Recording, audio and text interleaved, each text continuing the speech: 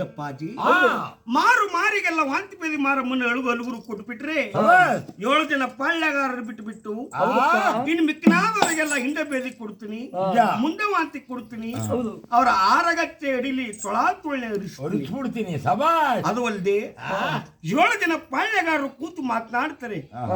ವಾಂತಿ ಬೇದಿ ರೋಗ ಯಾವಾಗ ಅಳುಗುರು ಬಂದ್ಬಿಡ್ತದೋ 7 ಜನ ಪಾಳ್ಯಗಾರರು ಕೂತ್ಕೊಂಡು ಮಾತನಾಡ್ತಾರೆ. ಏನು ಸಿದ್ದೋಜಿ, ಲಿಂಗೋಜಿ, ಅವಳೋಜಿ, ಕೆಂಡೋಜಿ, ಪುಟ್ಟೋಜಿ ಏನ್ರಲ್ಲ ಈ ರೀತಿ ನಮ್ ಜಾತವರೆಲ್ಲ ಸಾಯ್ತಾ ಇದಾರಲ್ಲ, ನಮ್ ಹೆಂಡತಿ ಮಕ್ಕಳೆಲ್ಲ ಸಾಯ್ತಾ ಇದಾರಲ್ಲ, ಏನ್ರಲ್ಲ ಈ ರೀತಿ ವಾಂತಿ ಬೇದಿ ರೋಗ ಬಂದ್ಬಿಡ್ತಲ್ಲ.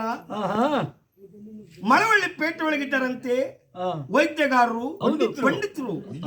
ಆ ವೈದ್ಯಗಾರ ಪಂಡಿತರನ್ನ ಕರೆಸಿ ನಮ್ಮ ಹಲುಗುರುಗೊಂಟಿರುವಂತ ಕಾಯಿಲೆಯನ್ನ ನಾವು ಗುಣಪಡಿಸಬೇಕು ಅಂತ 7 ಜನ ಪಾಳ್ಯಗಾರರು ಮಳವಳ್ಳಿ ಒಳಗೆ ಇರುವಂತ ವೈದ್ಯಗಾರರು ಪಂಡಿತರನ್ನ ಕರೆದ್ರೆ ಆ ವೈದ್ಯಗಾರರು ಪಂಡಿತರು ಚಿನ್ನ ಬೆಳ್ಳಿಗೆ ಆಸೆ ಪಟ್ಕೊಂಡು ಬಂದ್ಬಿಟ್ರೆ ಎಲ್ಗುರ್ಗೆ ನಿನ್ನ ಜಾತವರು ಕೊಟ್ಟಿರೋ ರೋಗ, ಜಾತವರು ಕೊಟ್ಟಿರೋ ರೋಗ ವೈದ್ಯಗಾರರು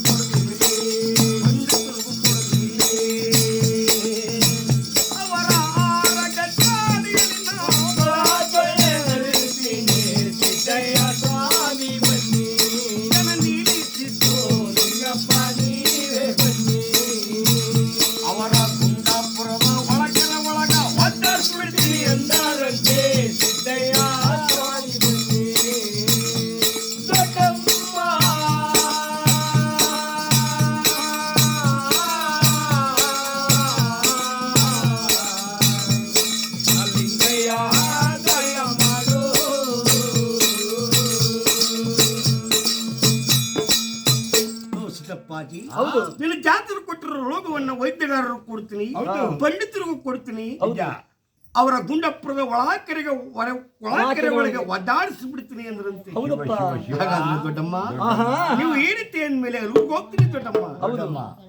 ಆದ್ರೆ ನನ್ನ ಒಂದು ಆಸೆ ತಾಯಿ ಏನು ಸಿದ್ದಪ್ಪಾಜಿ, ಏನು ಅಂದ್ರೆ ದೊಡ್ಡಮ್ಮ ನಾನು ಬಂಗಿಸೇಬೇಕಲ್ಲ ದೊಡ್ಡಮ್ಮ.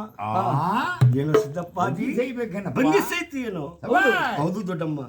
ಬಂಗಿ ಕುಡ್ಕೊಂಡು ಆನಂತರ ಅಳುಗುರ್ಗ್ ಹೋಗ್ತೀನಿ ಅಂದಾಗ ಆ ಸಿದ್ದಪ್ಪಾಜಿ ಯಾವಾಗ ಅಳುಗುರ್ಗ್ ಹೋಗ್ತೀನಿ ಬಂಗಿ ಕುಡ್ಕೊಂಡು ಅಂದಾಗ ದೊಡ್ಡಮ್ಮ ತಾಯಿ ಹೇಳ್ತಿದ್ದಾರೆ, ಏನು ಸಿದ್ದಪ್ಪಾಜಿ ಬಂಗಿಸೈತಿ ಏನೋ? ಬಾರೋ ಕಂಡ ಗುರುಗಳ ಹತ್ರ ಕರ್ಕೊಂಡು ಹೋಗ್ತೀನಿ, ಬಂಗಿ ಸೊಪ್ಪು ಇಸ್ಕೊಡ್ತೀನಿ ಬಾರೋ ಅಂತ ದೊಡ್ಡಮ್ಮ ತಾಯಿ ಸಿದ್ದಪ್ಪಾಜರು